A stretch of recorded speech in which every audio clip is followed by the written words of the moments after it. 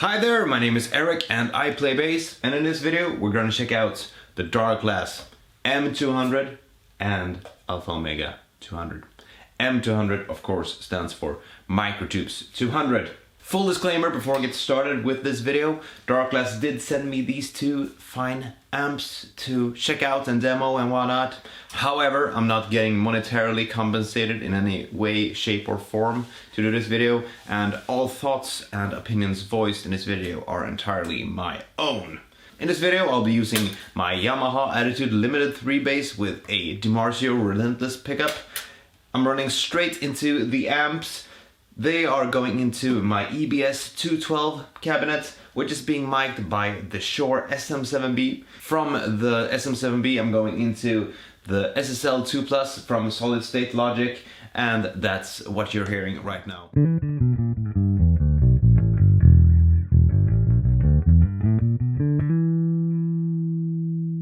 So these two amps both pack 200 watts. They are really tiny and neat and cute, if I may say so.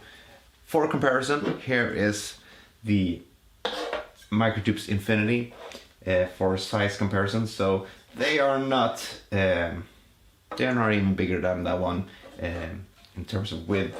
They are in depth. There is a bit of a difference, but yeah, they are really tiny, really small, and they pack quite a bit of punch. So let's go through the features first and foremost. On the back, you've got your power switch, of course, that you need to, start up the amp to get some noise and volume and all of that good stuff. You've got an auxiliary input and a headphone output jack. On the headphone output, you've got a nice and beautiful cabinet simulation so that it sounds more like a mic'd up nice amp. You've also got a DI output, a ground lift, and the speaker output. This one can power cabinets that run at 4 ohms, so running at 8 ohms is no issue either. However, you can go as low as 3 ohms actually, so that's pretty cool. One thing that should be added before we move any further is that the DI output is a DI output. You're not getting the processed signal of the amp through that output jack. You're getting your bass plugged into the input stage, and then the preamp section and the distortion and everything bypassed. So you can't use these as your stage preamp and send a mixed signal to front of house or your DAW when you're recording at home and whatnot. You need a cabinet for that. So the front panel is where these two differ a wee bit. I'm gonna start off with the Microtubes 200 and then move on to the Ao200 as we're done with this one. So it all starts off with, of course, the input jack, and then you've got a, well, think of this as a drive control that goes from a slightly overdriven tone to a fully distorted B3K goodness tone. You've got a mix knob, you've got a 4-band EQ, and you've got your master volume. The master volume knob is clickable, which makes it a mute button as well.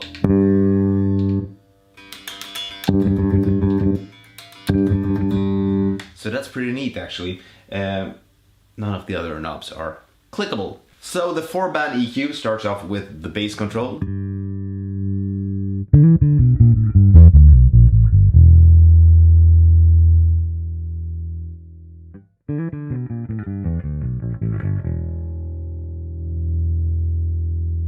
Then you got your low mids.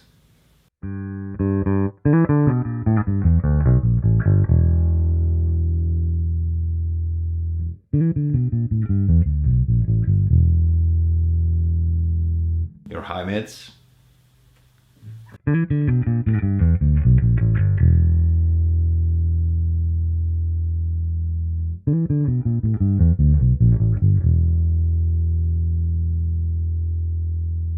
And your treble.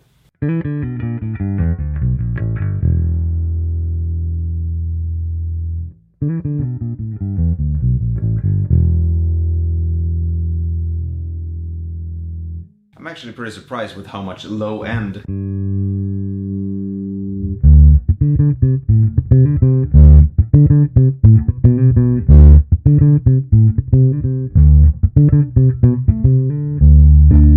I really dig the low and high mid options.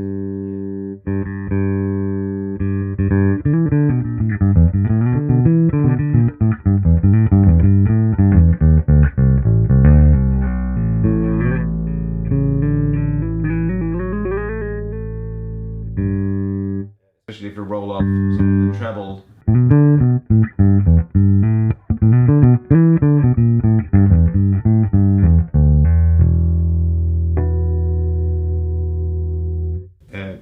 Really neat, actually.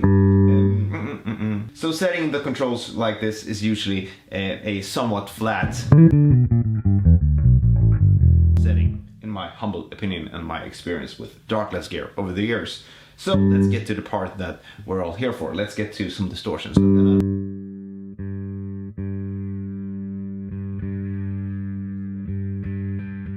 As you can tell, currently at the lowest.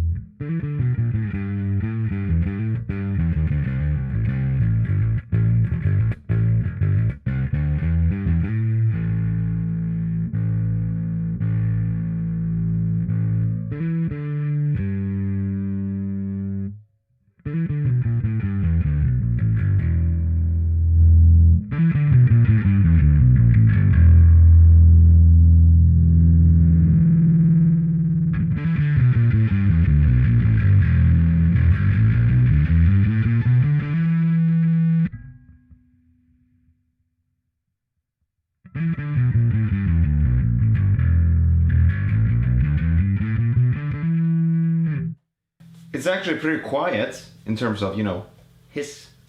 If you go past, you know, 12 o'clock on the distortion, it's a bit more hissing, but it's not too bad.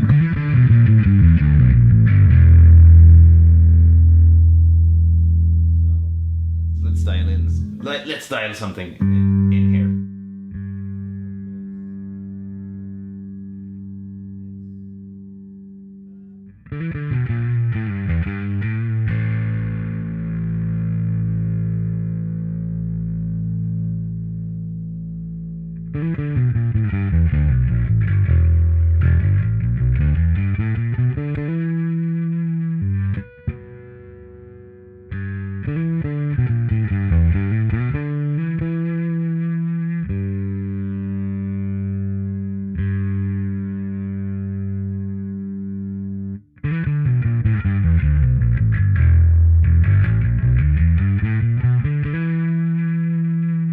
That's actually pretty nice. Let's dial it back a bit.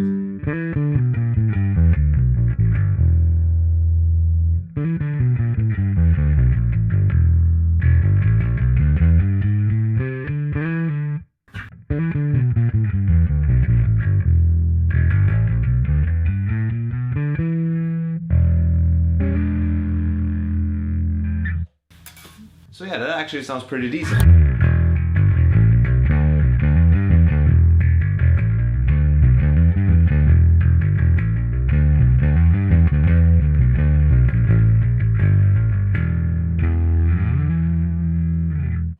Nice, so that's the M200. Let's get to its bluer brother or sister or what have you.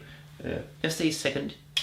And like that, we got the Ao200 now going. So let's fire this bad boy up and see how this one sounds in comparison. So the Alpha Omega 200 differs a wee bit on the front panel compared to the Microtubes 200. So here we got a 3-band EQ. You got bass, middle, and treble. Then you've got the, let's call it a drive knob.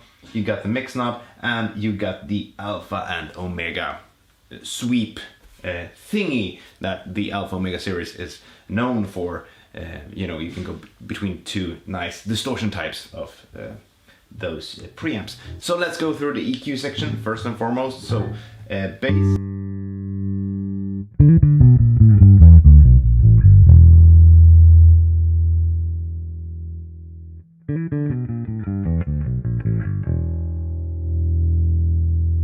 Mids.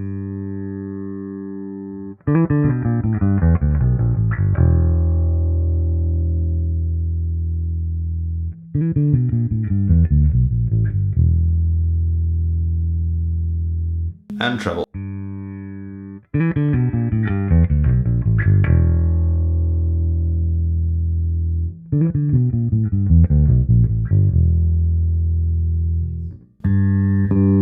So let's go for the distortion, of course, you know.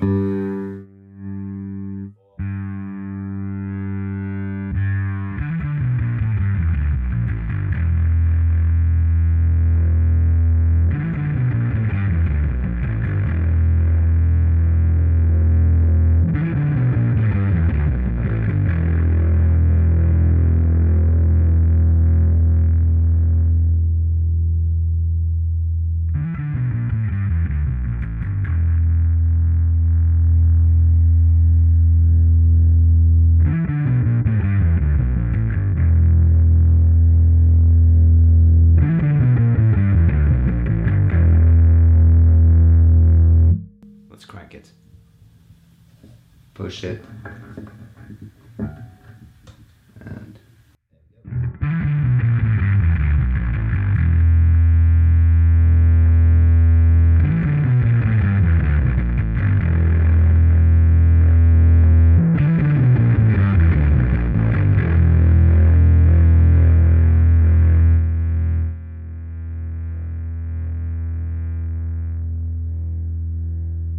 yeah. It sounds so brutal. It's so tiny. It's like, I don't know, some sort of Pokemon from the later generations that I don't know the name of. Yeah, it's brutal, man.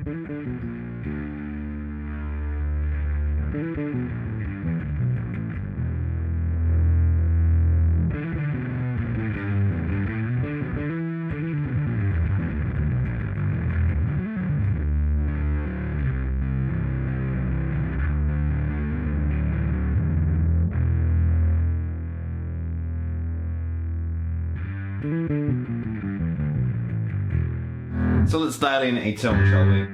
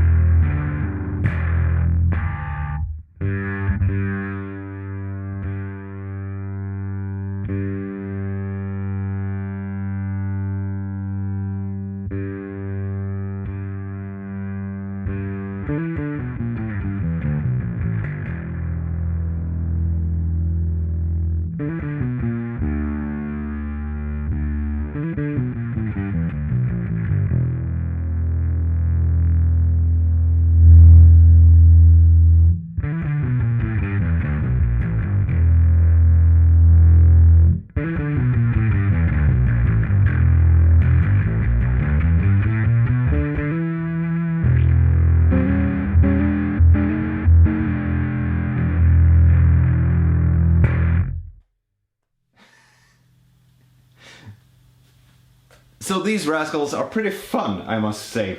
This is pretty much the first time that I'm actually sitting down and properly, you know, and get the time to, you know, fiddle with the knobs and stuff like that, just to, you know, check them out properly. And they are really fun.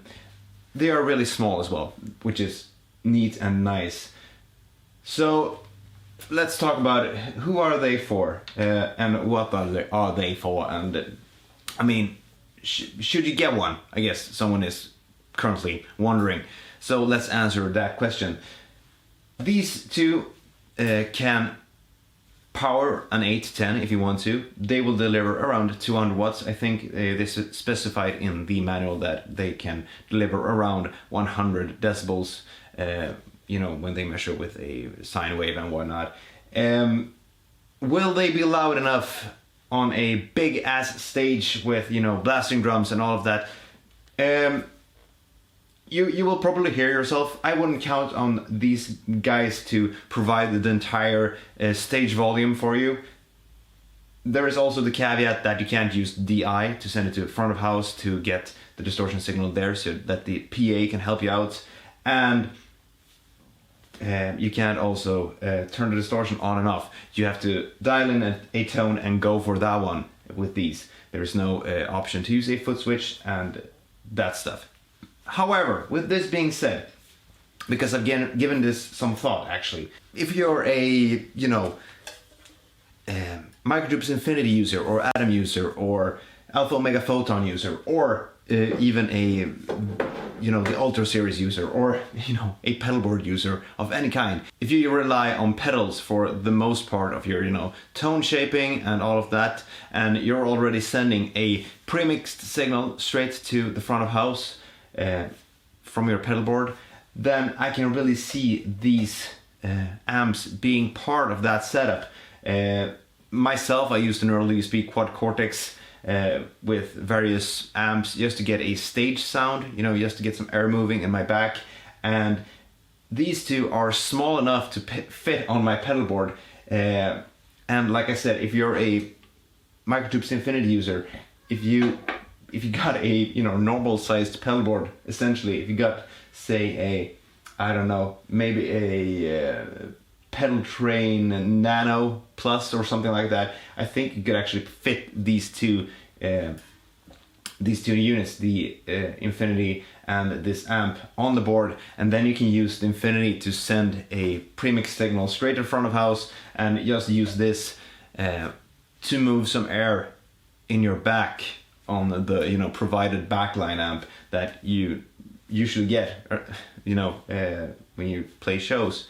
There's usually an amp there, and it doesn't take much space at all. It doesn't weigh anything, and it will fit into your backpack, and, you know, problem solved, so to speak. I guess it's essentially a practice amp. I guess that's the general idea behind the concept, that they wanted to make a small amp that can move a lot of air if you wanted to, but it's catered towards users who want a nice signal and tone in their headphones when they are practicing, and the option to use an auxiliary input to, you know, play along to tracks and whatnot. However, as a small power amp for rehearsals, or, you know, gigs where you just want to move some air in your back, or for that matter, smaller gigs, I can really see these two being something really useful, actually. So if I were to use either of these amps live with my neural USB quad cortex setup, I would probably use them to give me a wee bit of breakup to the tone.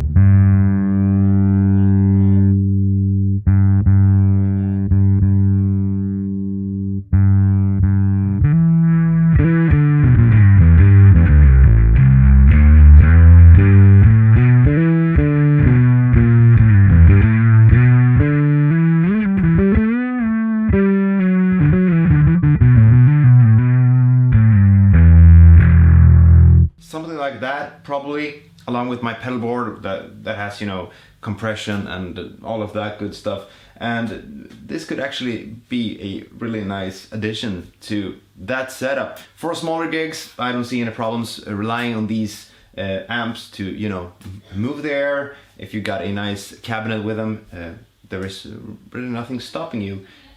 However, I wouldn't bring one of these and a 1x12 cabinet to your, you know, deathcore gig where you need to be loud as.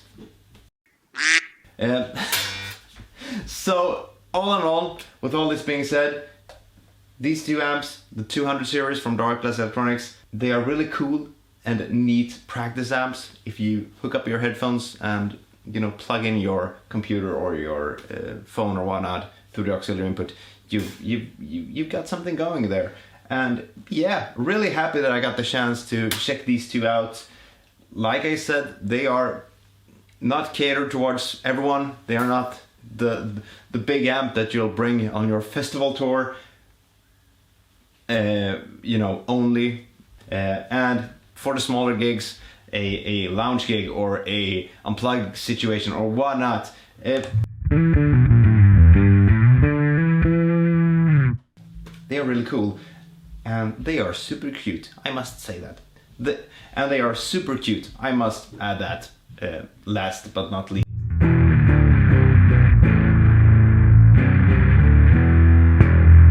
So with all this being said and done, my name is Erik and I play bass. If you enjoyed this video, make sure to hit that subscribe button and ring that notification bell. Make sure to leave a comment if you have any questions regarding these amps. And I'll see you guys and gals and cats and dogs in the next video. Until next time, take care. Bye!